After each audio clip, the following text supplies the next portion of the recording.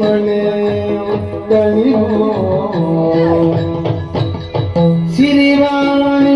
ಸಿರಿವಾಣಿಗಳಿಗಲ್ಲಿ ಬೇಕ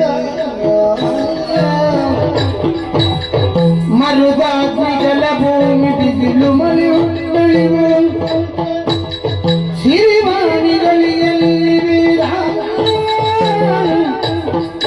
ಹರಿಯ ಪಂಕಜದಿಂದ ಪೂಜೆಯನ್ನು ಗೊಂಬಂತೆ ಹರಿಯ ಪಂಕಜದಿಂದ ಪೂಜೆಯನ್ನು ಗೊಂಬಂತೆ ಕರುಣಿಸುವುದೆನಗೆ ನೀನಿಂದ ಕರುಣಿಸುವುದೆನಗೆ ನೀನಿಂದ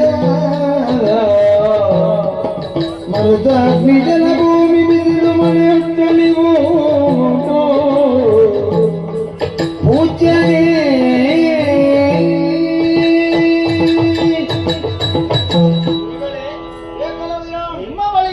ನೀವಾಡಿದಂತಹ ಮಾತುಗಳಿಗೆ ಪ್ರತಿಯಾಗಿ ಉತ್ತರ ಕೊಡ್ತಾರೆ ಎನ್ನುವ ಹಾಗೆ ನೀವು ಖಂಡಿತ ಭಾವಿಸಬಾರದು. ಯಾಕಂದ್ರೆ ಮನಸ್ಸಿನಲ್ಲಿ ಇದ್ದದನ್ನು ಹೇಳುವುದಕ್ಕೆ ಹೊರಟಿದ್ದೇನೆ.